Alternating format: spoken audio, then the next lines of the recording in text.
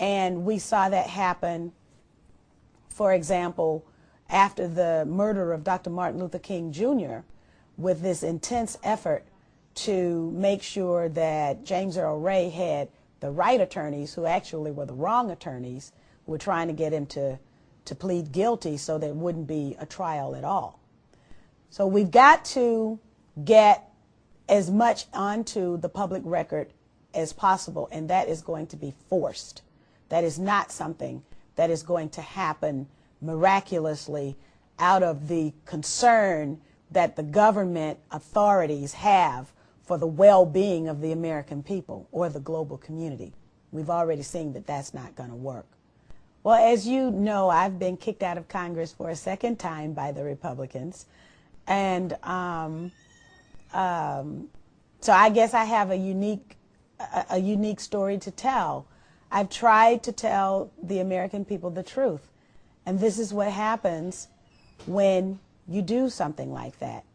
So it's okay, because I understand that that's the way the game of politics is played.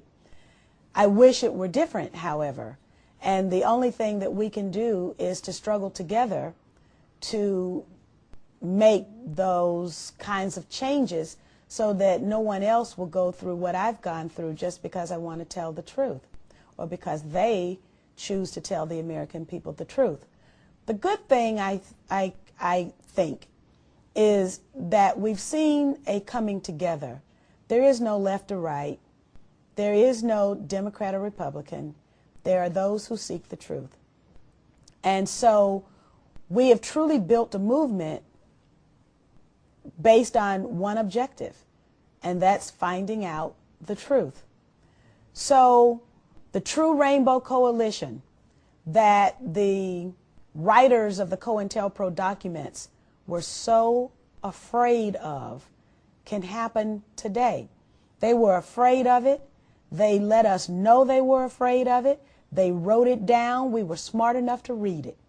And so while they try to divide black and white and Asian and Latino, Native American, they want to divide us by race, ethnicity, language, gender, socioeconomic status, any kind of difference that exists between and among people, they would like to use as a means to drive a wedge between us.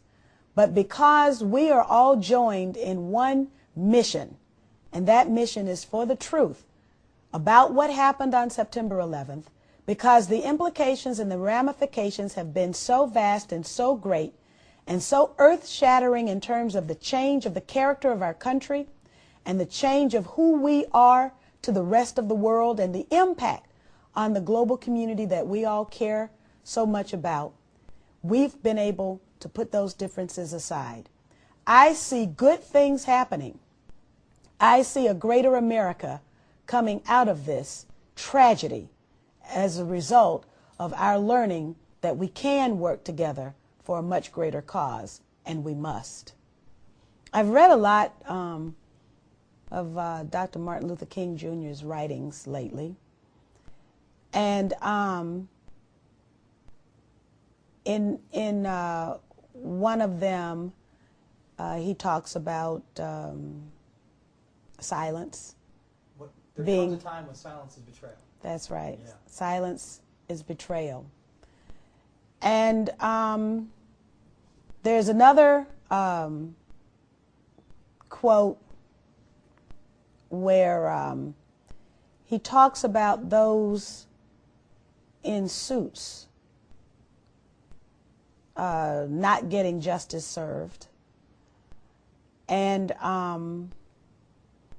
you know, we've seen that happen even in his own murder, that those responsible for his murder walk the streets freely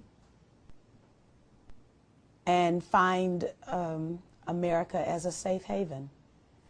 In much the same way that those who have done America's dirty work over the years, for example, in Haiti, Emmanuel Constant, who was the CIA paid leader of FROP, walks the streets of America with impunity, even though people were murdered on the streets of Haiti by the organization that he founded that was supported with U.S. tax dollars. So justice, another one of those king sayings, justice delayed is justice denied. And we have to hope for justice. But unfortunately, I don't see justice coming to the real purveyors of deception, violence, death, and destruction, who are holding the realms of power in our country. And there's something tragic about that. The survivors of those who were killed on September 11th carry around a tremendous weight every day. That weight is the fact that their loved ones will never be with them ever again. Only in spirit, only in mind, but not in body.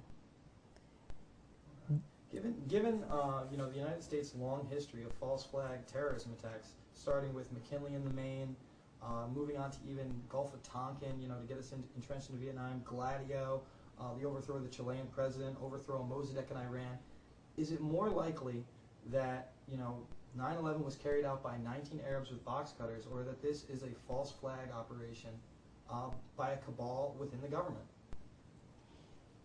I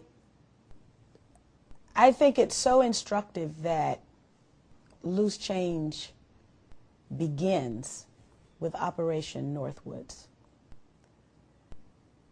There is no understatement possible when one refers to Operation Northwoods, because they wrote it down. They wrote it down and they said, well, if we get university kids while they're on vacation, the nation will be outraged. They wrote it down about wreaking terror on the streets of Miami and Washington, D.C. They wrote it down about blowing up airplanes and blowing up airliners. And why? So they can have a war? In that case, it was war against Cuba.